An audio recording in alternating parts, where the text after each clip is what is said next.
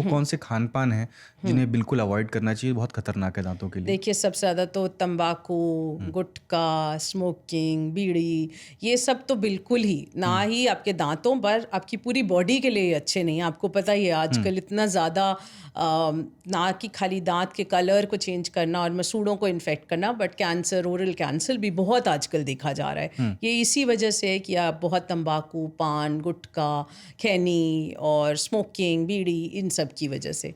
Plus इसके अलावा आपको जैसे कि कोल्ड ड्रिंक्स होती हैं आपकी, तो ये सब ज़्यादा, या फिर बहुत ज़्यादा विटामिन सी, तो आंवला, लोगों को लगता है आंवला अच्छा है पर एक लिमिट में अच्छा है, anything in excess is bad. तो ये सब चीज़ें आपको बिल्कुल अवॉइड, और बहुत ज़्यादा मीठा। खट्टी चीज़ें दांतों को वैसे पसंद नहीं है, तो फील भी होता है खाने के बाद। बिल्कुल बिल्कुल, ज़्यादा लो तो आपकी बॉडी बता देती है, बट उसके अलावा मीठा तो पता ही है सबको कि दांतों के लिए मीठा अच्छा नहीं क्यों? होता। बच्चों को हम तो बचपन में कहा जाता था कि मीठा मत खाओ, दांत खराब हो जाएंगे।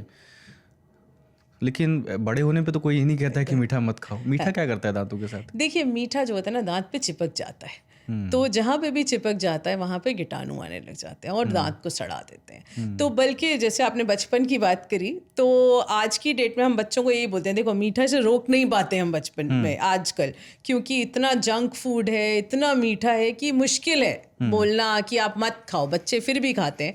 तो हमने ना उसमें पेशेंट्स को हम हमेशा ये बात समझाते हैं कि एक सही तरीके से खाओ। सही तरीके मतलब कि अगर आप मीठा खिलाना चाहते हो तो ऐसे रोज़ नहीं खाए, वो स्पेशल ओकेजन्स के लिए रख लिया जाए। और समझ लो आपके पास एक पूरी चॉकलेट दी गई है, तो उसको एक बार में ना खाए। एज अ पेरेंट आजकल हम देखते हैं बच्चों को बोलते हैं नहीं नहीं नहीं, अरे पूरी चॉकलेट नहीं, रुको, थोड़ी सी शाम को खा लेना, थोड़ी सी खाने के बाद खा लेना। तो जितनी बारी उस चॉकलेट को खाया जाता है उतना एक्सपोजर बढ़ता है दांतों में। तो हम चाहते हैं मिनिमम एक्सपोजर हो। तो अगर आप एक चॉकलेट खा रहे हैं तो वो एक बारी में खाए, जितनी खानी है, उसके बाद पूरे दिन ना खाएं। और खाने के बाद बच्चे को इनकरेज करें कि उसके बाद ब्रश कर लें। क्या हमारे सलाइवा में भी कुछ डिफेंस मैकेनिज्म होता है ऐसा कि जो दांतों को बिल्कुल क्लीन करता है? बिल्कुल बिल्कुल, सलाइवा में डिफेंस मैकेनिज्म होता है कि वो जो भी खाना फंसा हुआ है थोड़ी हद तक उसको क्लीन कर देता है। अच्छा, अब आते हैं उस पे। अच्छा, उससे पहले मैं माउथ वॉश से, आपने जिक्र किया माउथ वॉश का। माउथ वॉश क्या काम करता है? आजकल बहुत लोग इसको यूज़ कर रहे हैं और उसको एक ब्रश का अल्टरनेटिव की तरह भी यूज़ करते हैं। और माउथ वॉश तक ही बात नहीं रुकी है, अभी माउथ पेंट भी लोग यूज़ करने लग गए हैं, जो एंटी फंगल पेंट्स हैं। माउथ वॉश और ये माउथ पेंट क्या काम करते हैं? किन्हें ये लेना चाहिए और किन्हें अवॉइड करना चाहिए? देखिए, माउथ वॉश जैसे कि आजकल बहुत एड्स आती हैं, तो माउथ वॉश एक बहुत कॉमन चीज़ है जो यूज़ हो रही है। बट जैसे कि एक टूथपेस्ट का, एक टूथब्रश का एक सही ढंग होता है, माउथ वॉश का भी एक सही ढंग होता है यूज़ करने का। तो माउथ वॉश यूजुअली लोग क्या करते हैं, ब्रश करा और माउथ वॉश यूज़ कर लिया। तो पहली चीज़ तो ब्रश की इमीडिएटली बाद माउथ वॉश ना यूज़ करें।